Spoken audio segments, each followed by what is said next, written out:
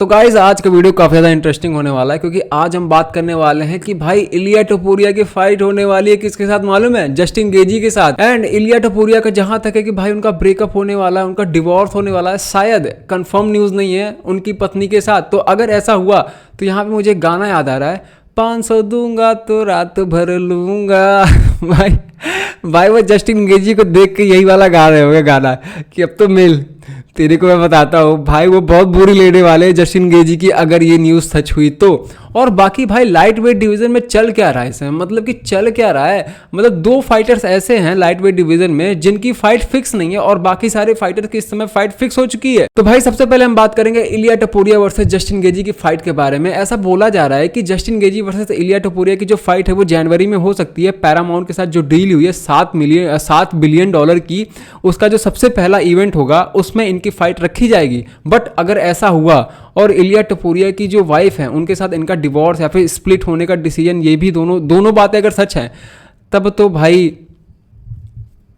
Jesus अल्लाह भगवान सब बचाए भाई उन्हें, वो फ्लैट लाइन क्यों ना हो जाए। सब यही सोच के सबकी फट रही है क्योंकि भाई हमने अभी तक वेल प्रिपेयर्ड, वेल प्लानिंग के साथ और वेल स्ट्रैटेजी के साथ खेलता हुआ, फाइट करता हुआ इलिया टपोरिया देखा है। अभी तक हम लोगों ने एंग्री और दिल टूटा आशिक इलिया टपोरिया नहीं देखा है। क्या पता भाई वो ऑक्टागन के अंदर उतरते ही सबसे पहले ये वाला गाना गाए, 500 दूंगा तो रात भर लूंगा।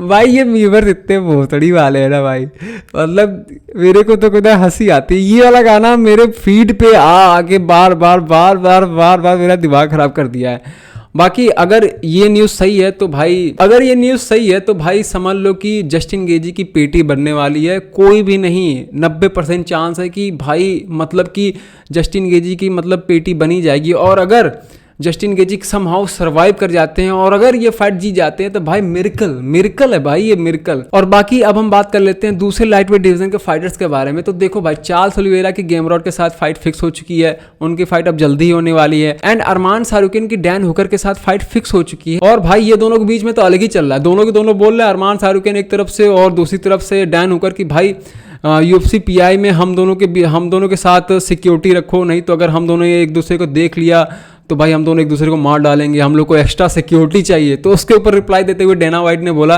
कि भाई हम लोग ऐसा कुछ नहीं करने वाले, ऐसा कर दिए तो माल मसाला कहाँ से मिलेगा, फाइट का प्रमोशन कहाँ से होगा, क्योंकि मैं तो पैसा फाइट प्रमोशन में लगाता नहीं हूँ, इन्हीं सब बकचोदी से फाइट प्रमोट होती है। तो भाई वो तो अंदर ही अंदर और खुशी मना रहे होंगे कि सालों को लड़ने दो, पहले ही फाइट का प्रमोशन ऐसे ही हो जाएगा। अब देखो, इलिया टपोरिया जस्टिन गेजी की फाइट फिक्स हो चुकी है, चार्ल्स ओलिवेरा और गैमरॉड की फाइट फिक्स हो चुकी है, और साथ ही साथ अरमान सारुकिन और डैन हुकर के बीच में फाइट फिक्स हो चुकी है। तो बचे हैं दो फाइटर, जिसमें से एक है अपने पैडी पिम्बलेट और दूसरे हैं अपने मैक्स हॉलवे। तो मेरे को लगता है कि अब मैक्स हॉलवे और पैडी पिम्बलेट के बीच में फाइट फिक्स होने वाली है, क्योंकि भाई यही दोनों अभी तक नल्ले बैठे हुए हैं, इन्हीं दोनों के बीच में फाइट फिक्स होगी। और अगर ऐसा हुआ तब तो भाई काफ़ी मज़ेदार होने वाला है, क्योंकि भाई डेना वाइट से UFC post fight press conference में ये पूछा गया था कि अगर अरमान सारुकिन ये फाइट जीत गए, मान लो अगर डैन होकर के अगेंस्ट, तो क्या वो नंबर 1 कंटेंडर फिर से बन जाएंगे? तो उन्होंने बोला जी हाँ, फॉर श्योर, क्यों नहीं।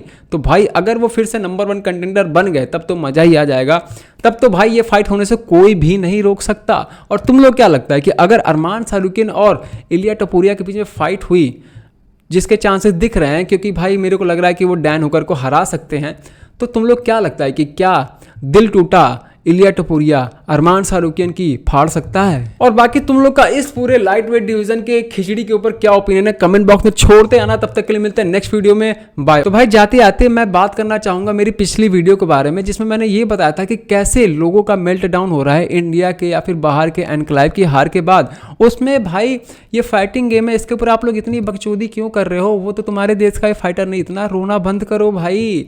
मतलब क्या कर रहे हो, क्या मतलब है भाई? मतलब कि भाई फाइट देखो, मजे लो, हार गया तुम्हारा फाइटर तो भाई रोना तो बंद करो, कहीं वो तुम्हारा पापा थोड़े ना है। और अगर तुम लोग ये वीडियो अच्छा लगा और मुझे सपोर्ट करना चाहते हो तो भाई सब्सक्राइब कर देना, क्योंकि तुम्हारे एक सब्सक्राइब करने से तुम्हारा तो कुछ नहीं आता, बट भाई मेरे को और भी अच्छा मोटिवेशन मिलता है और भी तगड़ा वीडियो बनाने का।